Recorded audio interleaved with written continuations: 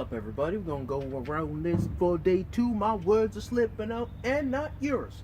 So, just to explain this a little bit, my traps are usually tight from sleeping. I'm a side sleeper, so my shoulders usually press down for 8 hours, and when I wake up, I have a hard time getting them into the proper position, up, back, down. So I like to use this band to put a little tension on the traps and then move externally and internally through the shoulders so I can just kind of free them up before I start boxing. So let's get into that.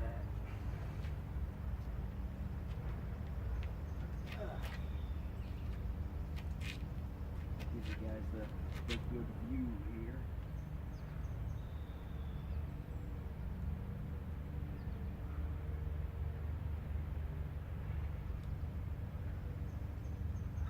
Hopefully y'all can see as I go through these different ranges of motion here. My shoulder firing and my upper back.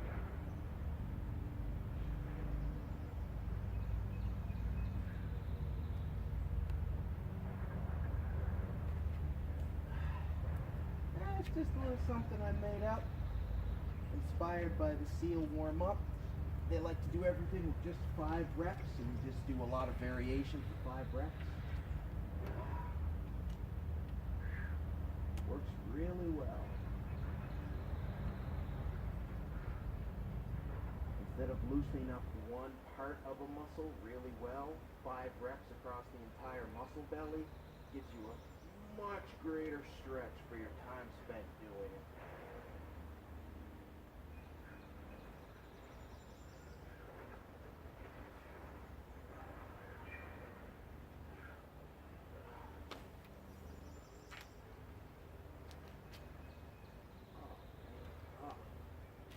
You see, that feels way better.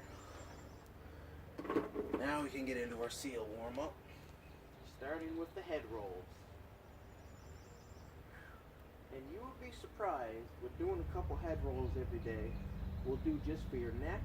Your neck tends to get tight. If you stretch to one side and pull the skin down, you can get a great neck stretch that way. But even if you just get up and do 5 head rolls each side, you'll notice sometimes as you go down, your shoulders are going to want to hike up. Try and keep them nice and relaxed. That's also why I do the band thing before this. And just go through 5 nose. If you find one side tighter than the other, turn to that side. Pull the skin down a little bit. Ooh, you'll get a nice stretch right through these muscles of the neck. There you continue. And then go through yeses. And one thing I always like to point out when people do this is when you get your chin to your chest, if you feel a lot of tightness in your lower back, try and pull your arms down. Oh, there we go. Pull your arms down and forward to really stretch out this area right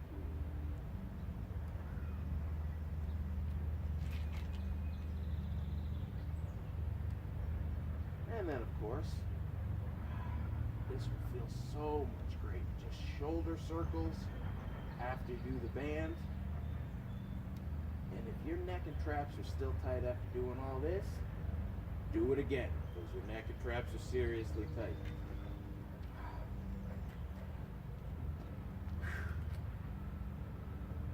Oh, how underused a good arm circle is. 5 each direction, single arm. 5 each direction with both arms.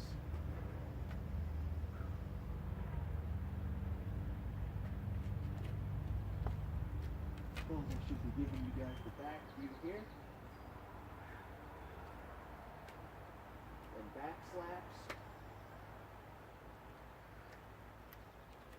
No wonder a back slaps is really, especially if you're a combat sport person, it's to stretch out the pec muscles. So when you go all the way back, it stretches them out.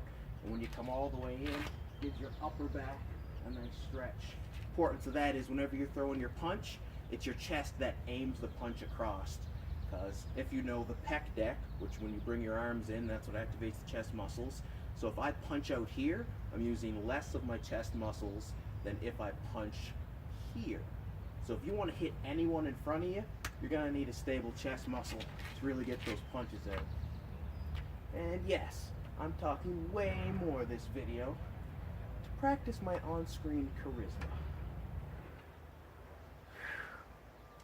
Now the interesting thing about doing arm circles one after another is it really engages your core, because you want to swing all over the place. Bend your knees a bit, stay solid, and see if you can just let your arms go without your core moving left or right too much. The squat part of the sealed warm-up is just something I added in. It's not necessary, but I always feel like it's hard to get a good warm-up without just 5 squats.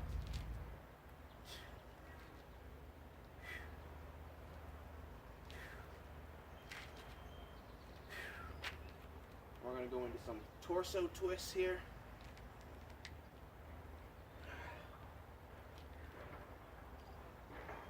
So the reason why you have this on your back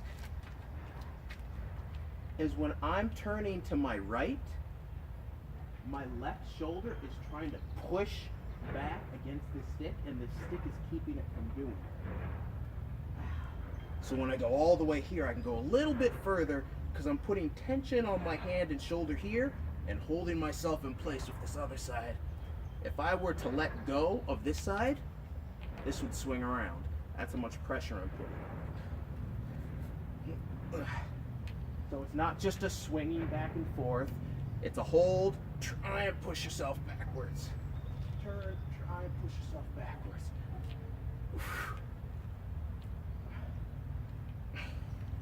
And before we go into the rotator cuff stuff, I like to do some overhead squats.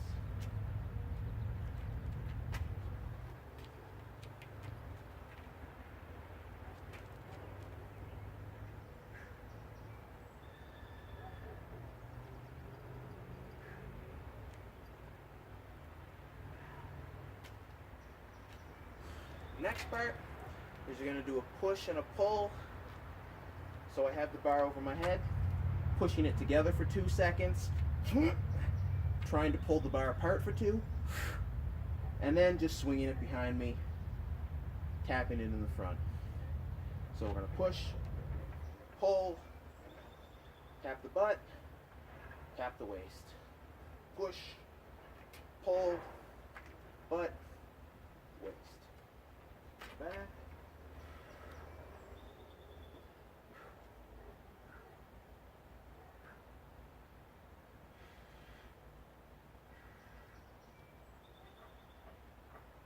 And one more.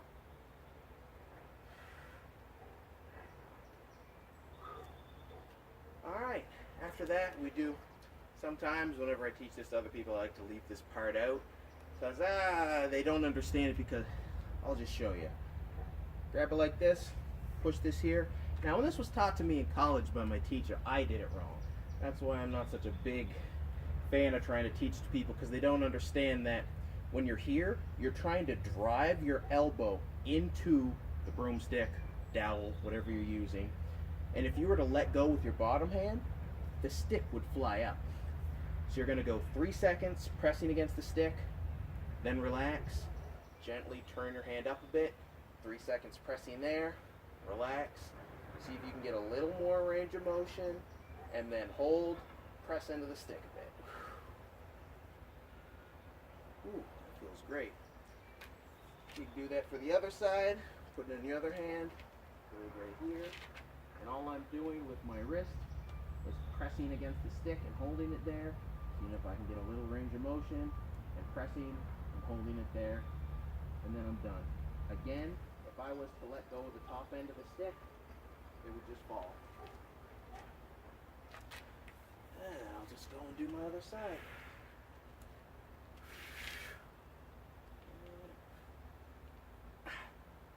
Ooh, ooh. Lefty's going for broke today.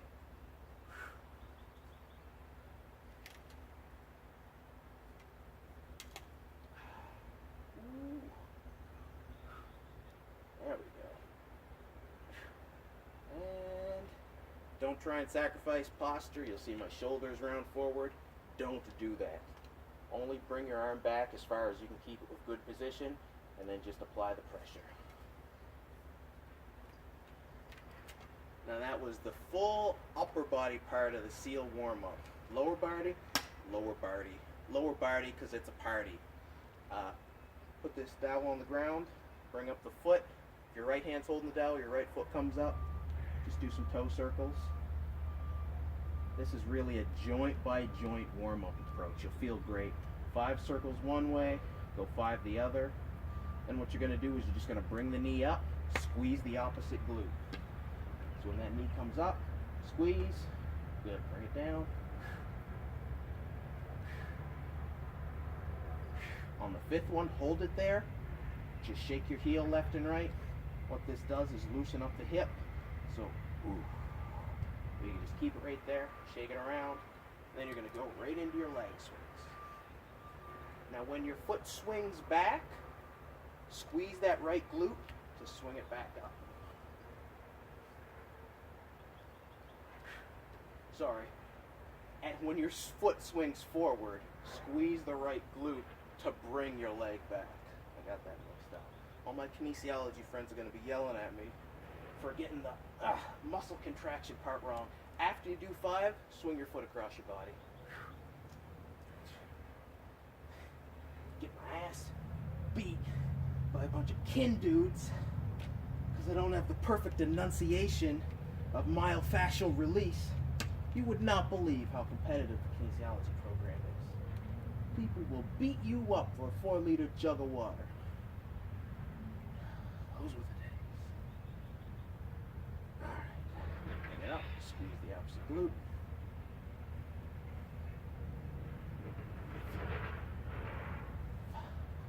And shake out the hip.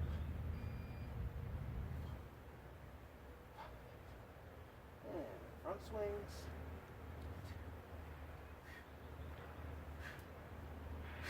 And then you're going to swing it across your body instead of just in front. The difference between this is you're using more of your internal leg abductors to push the leg across your body instead of just your quads and your hip flexors, or psoas. So you're going to boom and swing it right across using the old dowel to stabilize you. And once you've done that, that's your warm-up. Should take about 6 minutes if you're not talking to a bunch of people on your phone, like I am now. And let's see what else we got. Oh yes, weighted rainbow. I like to start my boxing training with a little bit of weighted punches, but I like to go very slow. I pretend as if I'm underwater so that my shoulders and everything can really get used to keeping my arms up, feeling the tension, just warming up all the stabilization points in the joint. And also, it's great just to practice perfect slow technique before you start anything, just so when you pick up the pace, you're not replicating improper technique.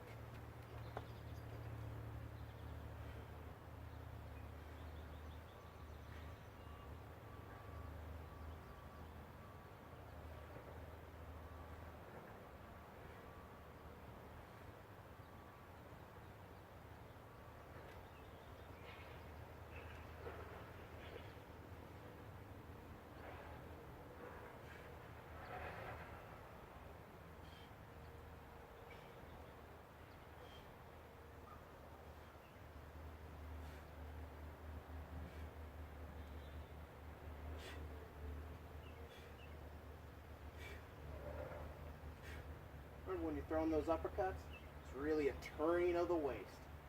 You don't have to go too far, and then from there, I can just bring it back. I don't do it often. I like to go there, and then turn and bring it back.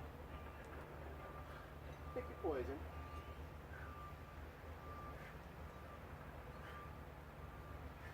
But if you practice perfect attack and guard return while you're doing your practice moves, that will replicate it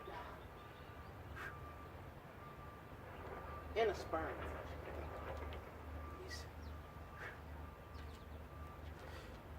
I always switch my stance and do it in both stances, because I don't think there's such a thing as one special stance. I think certain stances just make sport skills easier to do. But once everyone has replicated that stance, the creativity and thus the advantage of winning sports matches comes from going outside of the norm. So being able to replicate perfect technique in unorthodox positions is exactly what your opponent or the opposing team will not be expecting, catching them by surprise, allowing you to pick up a victory.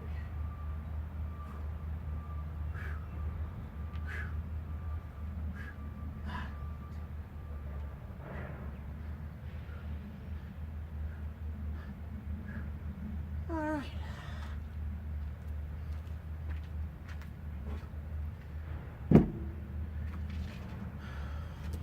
Monster walks. Oh yay. Let's work these glutes. I'm gonna do these every day. I'll be right back.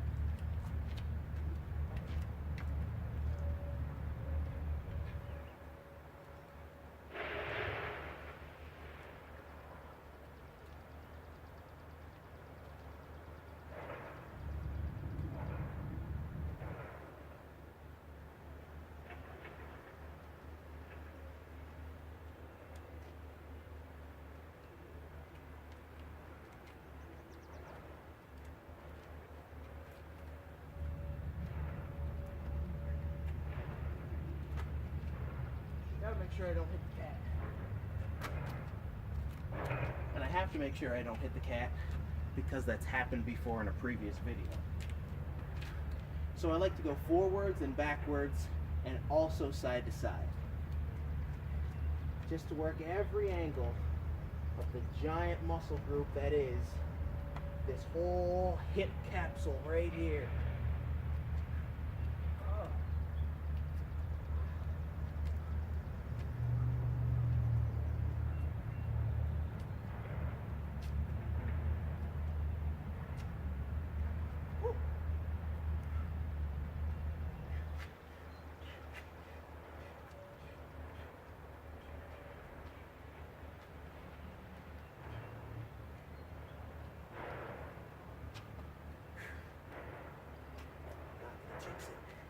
Not gonna jinx it. I'm not gonna jinx it. I'm not gonna jinx it. Ah! Whew! Yesterday I couldn't make it all the way there and back without stopping. Consistency. That sounds like something good to talk about while I do my wraps. The most important thing for training in any sport, fitness, activity, any of that, it's not volume. It's not intensity, as much as everyone wants to tell you. It's not how much weight you lift. It's how many reps you do. It's not how crazy the activity is. It's consistency. Always, always, always.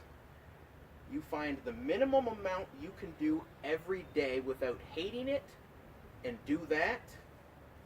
And in a year, you will be a completely different human being. Now, since we all live in civilized society and are familiar with commercials and advertising, we don't think we have a year to take our time. We want 30 days. And so in 30 days, people bust their humps trying to get the bodies of their dreams, and they get about 10 25 pounds gone from an extreme, radical new habit they've picked up. And this leads them to thinking that, oh yeah, now I have the body of my dreams. Which maybe you do. But what you don't have is the time every day to put in that much work to maintain that body. If you just add 5 push-ups a day, and after a month, maybe you add 2 push-ups every month, and by the end of the year, you're doing whatever the math on that is. 24, 29 push-ups. Then you're doing 29 push-ups every day. That math is wrong, sue me. And then you keep adding it, and you keep adding it.